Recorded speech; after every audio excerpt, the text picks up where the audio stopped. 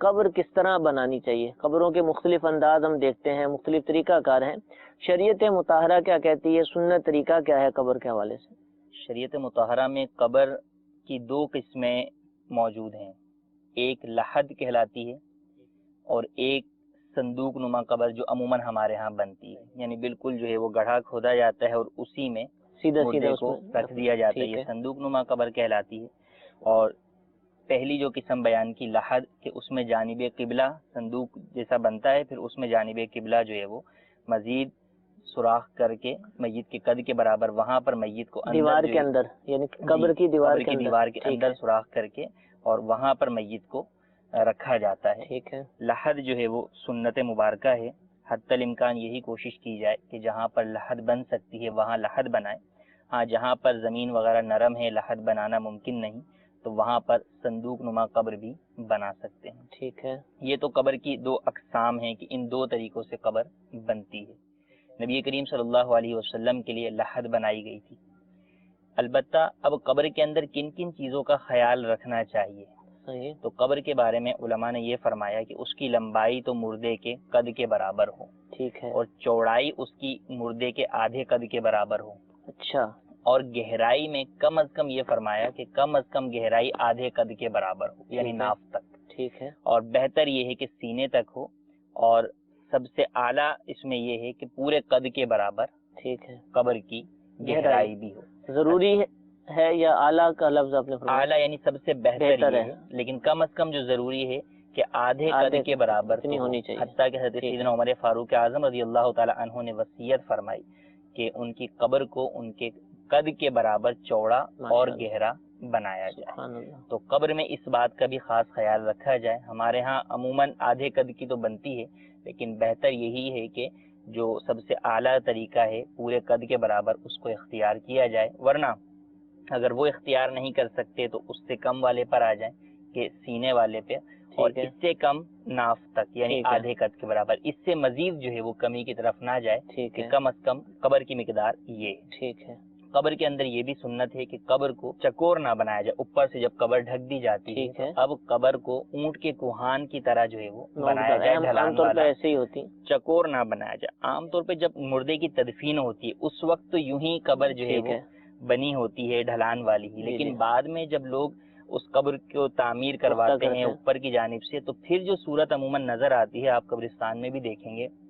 تو وہ چکور کی سی ہی عموماً صورت بنی ہوتی ہے۔ جو آپ کچی قبریں دیکھیں گے وہ تو یوں ہی ڈھلان والی میں ہوتی ہیں، لیکن جن قبروں پر بھی کچھ نہ کچھ سائڈ میں بلاک لگے ہیں یا کچھ بنا ہے تو ان میں وہ چکور صورت ہی بن جاتی ہے۔ اس میں بھی یہ چاہیے کہ اب جیسے سائڈوں کے حصے میں کچھ بلاک کسی وجہ سے لگائے گئے تو درمیان میں کچی مٹی جو ہے اس میں ڈھلان جو ہے وہ چھوڑ دیا جائے، بنائی جائے اور اس کو قبر کو سنت کے مطابق ہی رکھا جائے۔ اور اونچائی کے اندر بھی یہ فرمایا کہ اونچائی جو ہے وہ قبر کی اونچائی سے مراد جب مردے کو تدفین کر دی، سلیب رکھ دی، تو اب جو اوپر مٹی ڈالی زمین کے بعد تو اب یہ مٹی زیادہ سے زیادہ ایک بالش یا اس سے کچھ زیادہ ہو، اس سے زیادہ بہت زیادہ ایک بالش سے بہت زیادہ بلند ہونا یہ مکروہ ہے، اس سے منع کیا گیا۔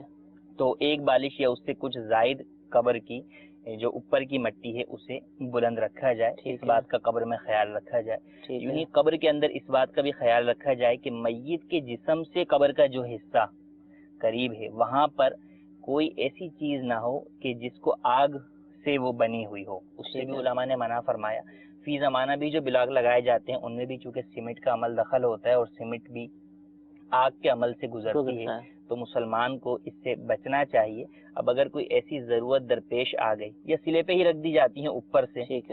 تو اس میں یہ کیا جائے کہ اس پر کوئی گارے کا لیپ کر دیا جائے، کچی مٹی کا جو گارا بنایا جاتا ہے اس کا لیپ کر دیا جائے کہ میت کے جسم سے جو چیز قریب ہے اس میں کوئی ایسی چیز نہ ہو جس کو آگ کا اثر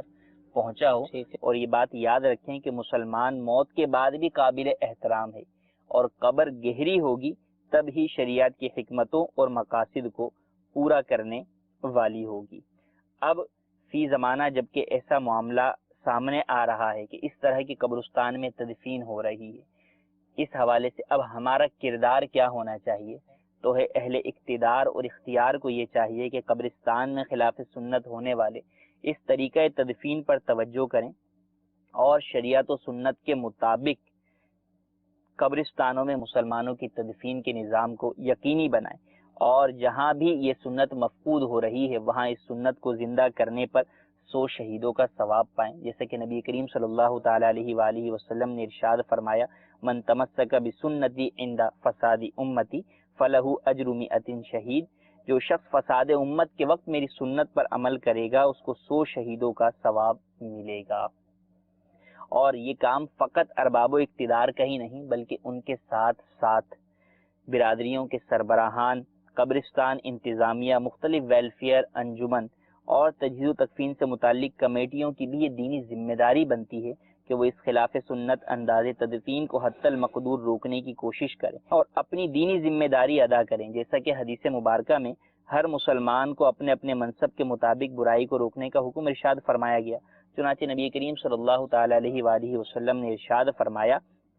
تم میں سے جو کوئی کسی برائی کو دیکھے تو اسے چاہیے کہ برائی کو اپنے ہاتھ سے بدل دے، اور جو اپنے ہاتھ سے بدلنے کی طاقت قوت نہ رکھے اسے چاہیے کہ اپنی زبان سے بدل دے، اور جو اپنی زبان سے بدلنے کی بھی استطاعت نہ رکھے اسے چاہیے کہ اپنے دل میں برا جانے، اور یہ کمزور ترین ایمان کی علامت ہے۔ یوں ہی میت کے لواحقین کو بھی چاہیے کہ کم از کم